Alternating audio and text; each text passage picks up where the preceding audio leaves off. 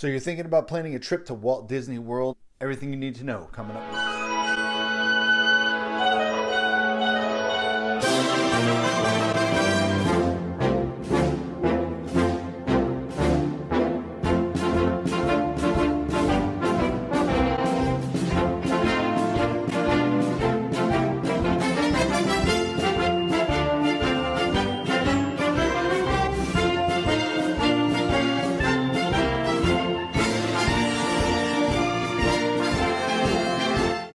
So, planning a Walt Disney World vacation can be confusing and downright overwhelming. Everything from figuring out the My Disney Experience app, Disney Genie Plus, hotels, dining, the works, all the different experiences, it can make a Disney World vacation seem daunting. So, the purpose of this video is to put your mind at ease, give you some helpful tips. Hopefully, this can help you prepare for your upcoming trip. So, let's go over everything you need to know when planning a trip to Walt Disney World Resort. So the Walt Disney World Resort in Orlando, Florida covers over 43 square miles with 4 theme parks, the Magic Kingdom, Animal Kingdom, Hollywood Studios, and Epcot Center.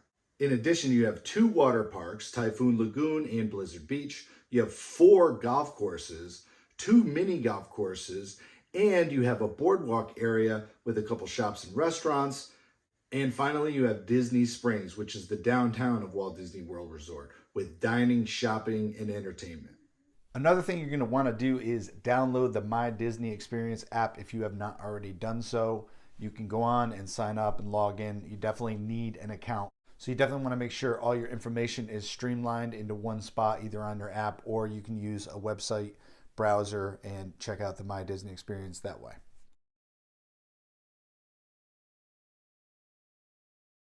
So if you're in the early stages of planning this trip, you're definitely going to want to look at different pricing for the particular time of year. The more popular times are definitely going to have higher prices all across the board. That includes flights, hotels, even theme park ticket reservations.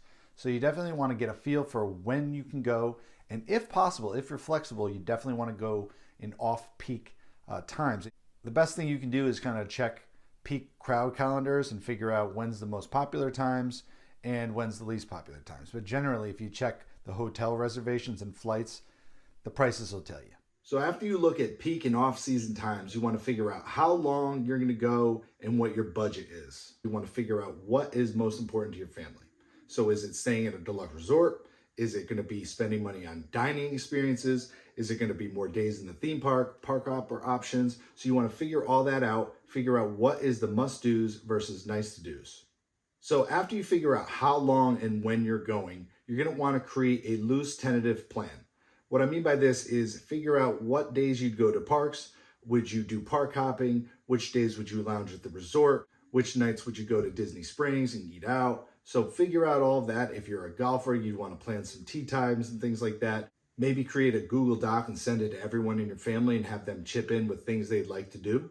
I definitely recommend one person taking the reins on planning, because it can be very overwhelming if everybody's involved, and it can be very difficult, especially in a group over 5 or 6. So creating this loose tentative plan is going to help you figure out potential dining options. You'll know approximately what theme park you're going to be at, so when your 60-day dining window does hit, you're going to be ready to book some dining. If you're not much of a planner, you should still do this. I think it's better to have some sort of overall plan. You do not need to put it down to every single minute, just rather we would probably do Magic Kingdom this day and take the night off. Stuff like that, so you can plan accordingly. And it could be overwhelming if you do not plan, and you can miss out on a lot of good activities. In addition, you can actually set your plans to the My Disney Experience app so everybody in your travel party can see what's going on. The website browser is more user-friendly to add plans to your My Disney Experience. You can get more specific with your plans by adding shows, attractions, parades, characters, and entertainment. In addition, you can even add notes. Depending on how long you go to Walt Disney World, I recommend taking an off day or two in between parks. It can be very tiring going to multiple park days in a row, especially if you have little kids. You're going to walk more than 10, 11, 12 miles a day. You'll appreciate hanging out at the pool, resting your body. So next on the list is going to be purchasing your theme park tickets and booking theme park reservations. Walt Disney World still does have a reservation system. So after you book your theme park tickets, you're going to want to book a reservation just to lock it in. So once you have your dates in mind, check the Walt Disney World theme park availability just to be sure everything matches to what you're going to want to do.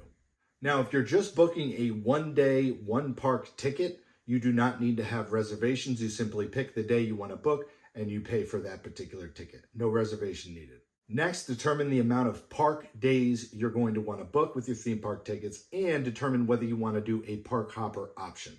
Park hopper is an option in which you can go to multiple parks in one day rather than just one park. Now, as of this video, you can park hop at any time. That means you can go to Disney Hollywood Studios quickly in the morning and then go to Magic Kingdom right after that and then Epcot later that night. Now, the park hopper option is an upcharge, so you want to factor that in when determining your park tickets and your budget. All right, now you have to purchase the actual tickets, and once you purchase the tickets, then you'll be able to make a reservation for the theme parks. So Walt Disney World Resorts and some local select hotels will give you more availability for booking a theme park reservation. Now, in terms of theme park pricing, the pricing varies by the type of park you're going to and the day, whether it's peak or off season. So you're going to have to play around with the pricing by clicking on different days and then going to the checkout and see how the taxes and fees are applied. Now, previously, it used to be that you had 2 weeks to use all the theme park tickets from the first day you use them.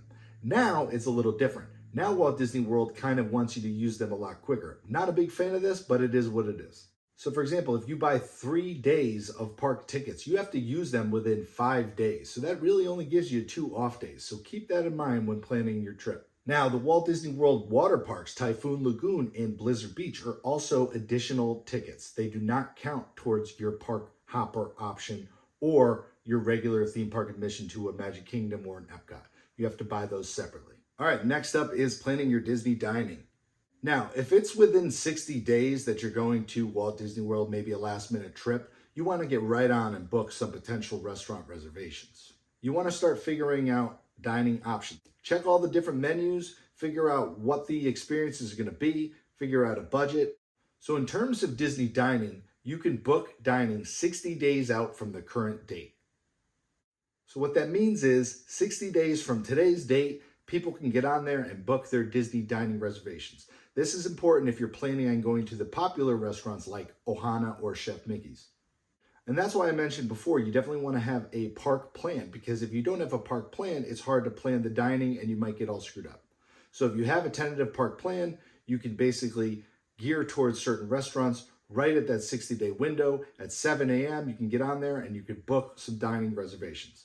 Now, dining will come and go, so people will cancel closer to the actual date. So definitely check your My Disney Experience app for those popular restaurants, because they do come available, especially the day of. So definitely check periodically if you have your heart set on a certain popular restaurant that is sold out. So Walt Disney World has a 2-hour cancellation policy on dining reservations. You can use your app or the desktop, log on, and you can cancel or edit dining reservations. However, it must be within the 2-hour time frame, or Disney could charge you $10 a person for no-shows or canceling within 2 hours.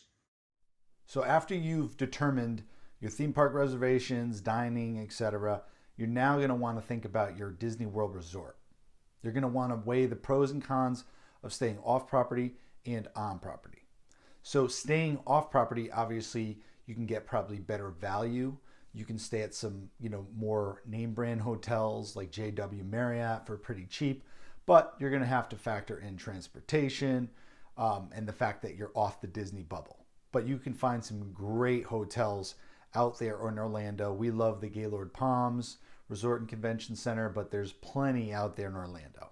If you want to stay in the Disney bubble, there are lots of great options. The way they do it is they broke it up into 3 groups. So at the highest, you have your deluxe level resorts, which are going to be your most expensive, and they really have good amenities, good theming, nice pools, things like that, or location. The moderates are still very good.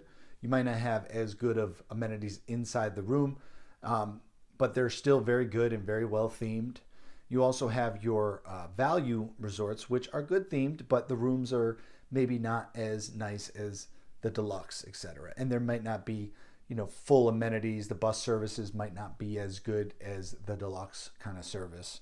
You kind of get what you pay for with that. So some examples of deluxe hotels. You have the Grand Floridian, the Contemporary, the Polynesian, all located in the monorail loop that connects to the Magic Kingdom. Then you have Fort Wilderness Lodge. Just off to the side, you can take a boat to the Magic Kingdom. In the Boardwalk Epcot area, you have the Beach and Yacht Club, which are deluxe. You have the Boardwalk, which is another deluxe resort. You also have the Disney World Swan and Dolphin. Now, they're not technically Disney World, affiliated resorts. They're owned and operated by Marriott, but they're very good resorts and good options that are right in the Boardwalk Epcot Hollywood Studios area. So in terms of some moderate level resorts, you have the Port Orleans Riverside and French Quarter. You have the Coronado Caribbean Beach, Art of Animation. So within the Caribbean Beach and the Coronado, you do have deluxe towers that have been recently built on those properties, and those would be deluxe level options if they're available. Another couple moderates to note, you have Saratoga Springs and you have Key West. Some value resorts would be your all-star hotels, the movies, music, and sports, and then like Pop Century. So those would be some examples of some values. So obviously there's lots of different options when staying both on property and off property. So you have to figure out finances and what makes most sense for you. All right, so no matter what Walt Disney World hotel you choose, you have some perks and benefits. This includes bus transportation, not the Magical Express airport transportation. That no longer exists. You have to get your own way from the airport to the Walt Disney World Resort. In addition, the Disney resorts do offer free complimentary parking, including in your hotel fee.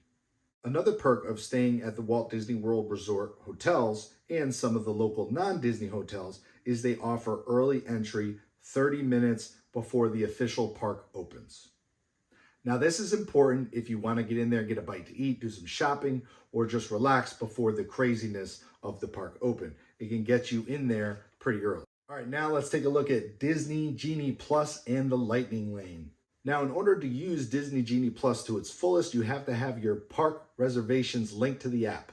Now, the Disney Genie Plus service actually is more than just booking lightning lanes, which are the new fast passes. Helper and a tip board and a guide, and it will help you show wait times and suggested rides to get on.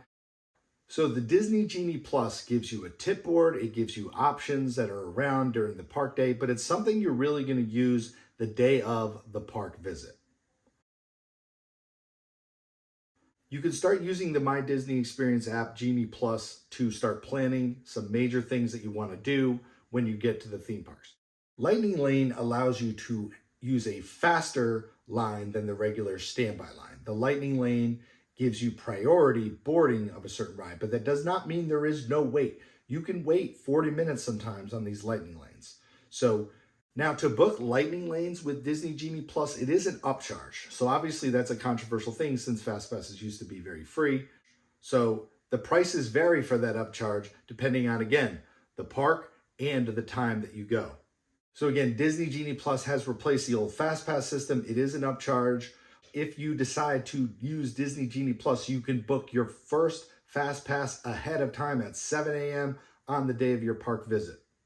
You definitely want to get right on there in the app and book some sort of experience that you think makes sense to you. Then once you redeem that experience, you could book another.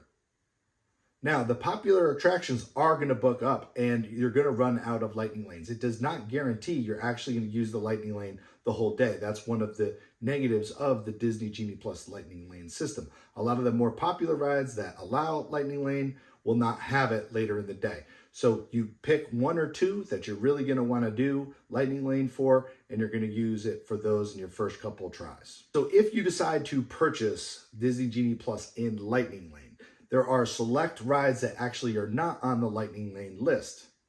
If you have no idea what to expect with Lightning Lane, then maybe try it for one day and see if you like it, see if your family is using it, and then maybe book more if you want to do it. In addition, with Lightning Lane, you can't use Lightning Lane for the same attraction twice. So the key takeaways of this video: create a loose plan ahead of time. Figure out the must-dos and the nice-to-do things. Figure out which dinings are musts. Be prepared for the 60-day window for dining. Figure out if hotels are more of the priority of your budget or the theme park experiences or dining. Figure out what rides are priorities. I would not wait multiple hours for one particular ride because you're going to miss out on a lot of other potential things you can do in the theme parks. Now, Epcot also has a lot of great festivals going on. There's usually a festival all times of year, so check all the different events going on for those. All right, guys, thank you so much for watching. I hope you found this video informative and helpful when planning a trip to Walt Disney World Resort in Orlando, Florida. Don't forget to subscribe, and we'll see you guys next time.